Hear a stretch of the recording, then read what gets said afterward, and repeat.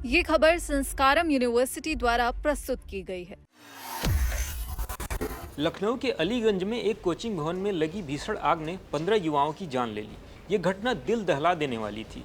अब इस ट्रेजेडी के बाद प्रशासन फाइनली एक्टिव मोड में आ गया है। फायर ब्रिगेड, एलडीए, विद्युत विभाग की टीमें छापेमारी कर रही हैं। जहां भी सुरक्षा के नियम टूटे मिल रहे हैं या इमारत में थोड़ी बहुत गड़बड़ी है, वहां कोचिंग सेंटर सील किए जा रहे हैं। इस दौरान प्रशासन ने बड़ी कोचिंग की इमारतों को भी सील कर दिया। टीम एक एक करके भवन को चेक कर रही है और सभी गाइडलाइन के तहत जांच भी कर रही है। जो इमारतें नियमों की अनदेखी करके बनाई गई हैं, उन्हें सील किया जा रहा है। सीएम योगी इस पर पैनी नज़र रखे हुए हैं। उम्मीद है कि प्रशासन इस बार अच्छे से काम करेगा, न कि सिर्फ दिखावे के लिए। तो आइए आज हम आपको बताते हैं कि कौन कौन से बड़े कोचिंग सेंटर पर कार्रवाई हुई और सीएम योगी का आगे का क्या प्लान होने वाला है। तो जुड़े रहिएगा वीडियो के अंत तक। अग्निकांड के बाद प्रशासन क्यों हुआ सक्रिय? 22 जून को अलीगंज में हुए अग्निकांड में 15 बच्चों की मौत हो गई थी। इस घटना ने पूरे शहर को झकझोर दिया।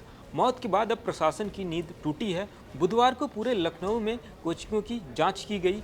भवनों की ताबड़तोड़ चेकिंग शुरू हुई। एलडीए, फायर ब्रिगेड और अन्य विभागों की टीमों ने अलीगंज, हसरतगंज, गोमती नगर, इंदिरा नगर, आलमबाग समेत कई इलाकों में छापे मारे।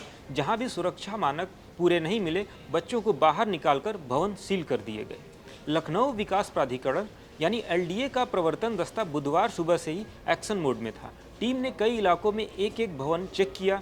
कुछ मालिकों ने समय मांगा तो उन्हें 1 घंटे का मौका भी दिया गया, लेकिन खामी मिलते ही तुरंत सीलिंग की कार्रवाई कर दी गई।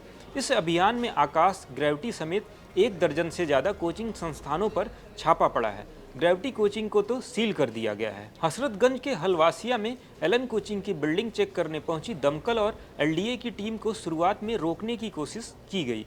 कर्मचारियों ने पत्रकारों और अधिकारियों को अंदर जाने से रोका, लेकिन प्रशासन ने सख्ती दिखाई। बच्चों को सुरक्षित बाहर निकलने के बाद कोचिंग सील कर दी गई। आपको बता दें, जांच में इस कोचिंग में बड़ी खामी निकली है। जैसे बिल्डिंग का नक्शा केवल ऑफिस के पास से कराया गया हो, लेकिन वहां धड़ल्ले से कोचिंग चल रही हो। इसके अलावा इमारत में सुरक्षा को लेकर भी कई कमियां थीं। यहाँ हजारों छात्र छात्राएं पढ़ते हैं। सुरक्षा के नाम पे सिर्फ खाना पूर्ति। दोस्तों, सबसे बड़ी दुख की बात यह है कि ये कोचिंग संस्थान छात्रों से हर महीने हजारों रुपए की फीस वसूलते हैं, लेकिन सुरक्षा के नाम पर बिल्कुल ही नहीं ध्यान देते। नाजा मार्केट में एसएस कोचिंग का उदाहरण ले लो। यहाँ अंदर बाहर जाने के लिए सिर्फ एक ही गेट है। गेट के बगल में मीटर बॉक्स लगा है। थोड़ी सी शॉर्ट सर्किट की आशंका में पूरा हादसा बड़ा बन सकता है। ऐसे में बच्चों की जान कैसे सुरक्षित रहती?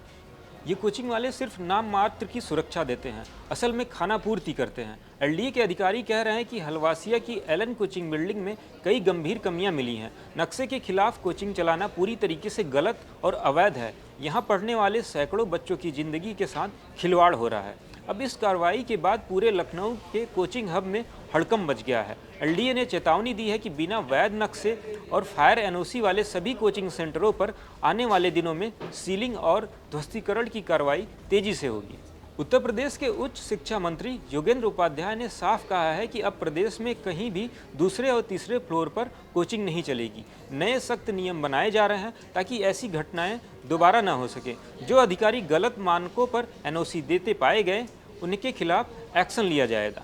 दोस्तों, कोचिंग वाले इमारतों में अक्सर देखा जाता है सकरी सीढ़ियाँ, एक ही गेट, फायर एग्जिट न होना, बिजली के तार लटकना, फायर सेफ्टी उपकरणों की कमी। इन संस्थानों का लक्ष्य सिर्फ पैसा कमाना होता है। सुरक्षा के नाम पर बच्चों के साथ बड़ी लापरवाही बरती जाती है।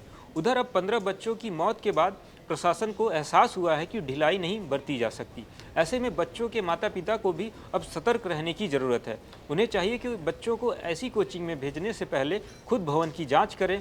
फायर एनओसी है या नहीं, इमरजेंसी एग्जिट है या नहीं, सभी की जाँच जरूर कर लें। प्रशासन अब एक्टिव मोड में काम कर रहा है। पूरे शहर में सभी कमर्शियल भवनों और कोचिंग सेंटरों की जांच होगी। जो नियम का पालन करेंगे उन्हें चलने दिया जाएगा, लेकिन जो बच्चों की सुरक्षा से खिलवाड़ कर रहे हैं उनके खिलाफ सख्त कार्रवाई होगी। हम उम्मीद करते हैं कि इस बार प्रशासन सिर्फ दिखावे के लिए नहीं, बल्कि असली बदलाव के लिए काम करेगा, ताकि भविष्य में ऐसी और कोई घटना न हो सके। आपको ये जानकारी कैसी लगी, कमेंट करके ज़रूर बताएं। वीडियो पसंद आया तो लाइक करें, शेयर करें, चैनल को सब्सक्राइब करना ना भूलें। ऐसी ही और जानकारी के लिए देखते रहें दैनिक जागरण।